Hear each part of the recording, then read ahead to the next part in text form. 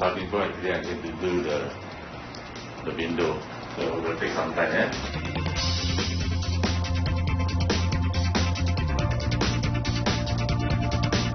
While Rosie Han busies himself at the Fernandez house, I decide to find out a little more about surrealism.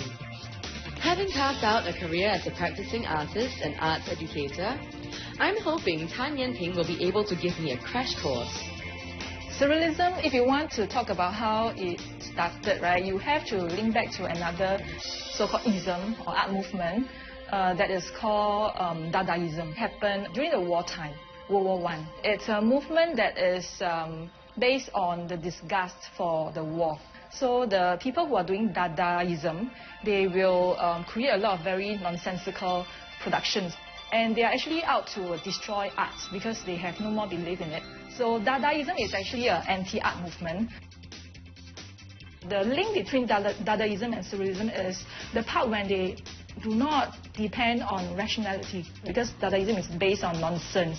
You know, it's based on going wild and forgetting about reasoning.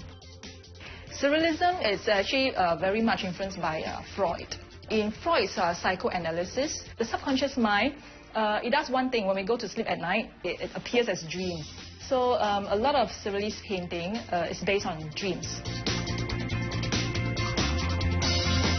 So surrealist artists, a lot of them will paint or create their work without planning.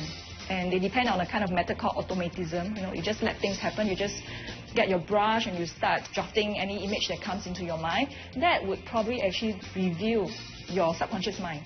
And of course, it always has some strange juxtaposition of different objects. You know, like things that are not supposed to be together, but they are being painted together.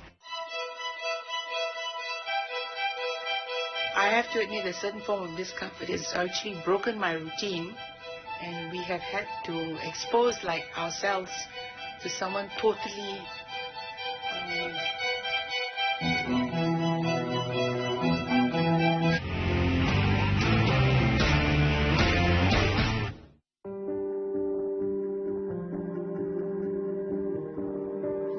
Rosie Han has been working at the Fernandez home for 2 days now.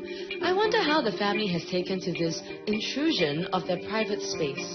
Having stranger come in your house, you always have your, insecurity, your thoughts. And we have had to expose like ourselves to someone totally... my brother just... Feng Shui is definitely not something that surrealism takes into account. In fact, it doesn't seem to take much into account at all. So there is actually this game invented by the surrealists. They use it to, in a way, explore the subconscious mind by collaborating, by getting a piece of paper and then fold it up in 3 parts. Then the first person will draw on the top part. You just draw any image that comes into your mind. So after you finish drawing, you just make sure you have some link, like give the next person a little bit of hint as where to start. Then you fold up the part that you have drawn. Then the second person will continue from the point where you have left. Same thing for the second person, you just fold the second part. And then the third person will do the same thing. When the third person finishes, you open up and you have this very irrational image. If it's very illogical, it is very much a surrealist work. So, are there such illogical works on display in Singapore? The only piece of Dali's work in Singapore. The only one in Singapore? The sculpture, I believe.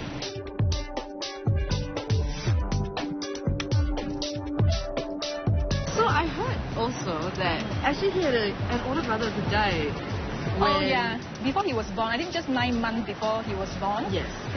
There was this older brother of his who died. Okay. So his parents kind of believe that he's the incarnation of the brothers, because actually one of the main ingredients of the surrealist painter is their memories, their childhood memories especially, their childhood experiences. So that has got a lot to do with Dali's work. But that is not very obvious of this particular sculpture. Because it's about Newton. Yeah. Yan-Ping tells me that Dali's sculpture represents the importance of an open heart and an open mind for a scientist. It makes me wonder how Rosie Han has represented the Fernandez family in his own work. Rosie Han has touched the Fernandez family with his artwork, but I wonder how a professional will take to it. I decided to seek Yuen Ping's opinion.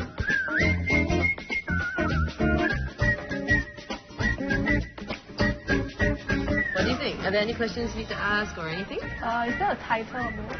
It is called Window of Hope. My first impression is that this is definitely a piece of surrealist work. So in this case, because the work is very much content-based, you can tell that the artist is trying to show something. You know, there's like a kind of narrative going on. What is this a narrative going on? Because you can see, obviously these are not real people, Yeah. but they are clearly symbolic. So then, what is looking at this? What would your interpretation be? Firstly, because I know it comes from a story from a family. Yes, correct. Right? So of course I would say that it's the 5 different members from the family. The matchstick figure Right. is probably the main sort of like character in there, trying to express something.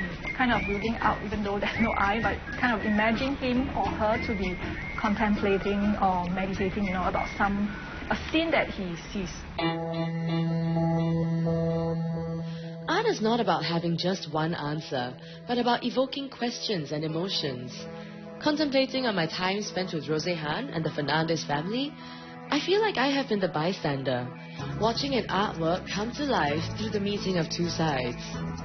I am the matchstick in the window of hope.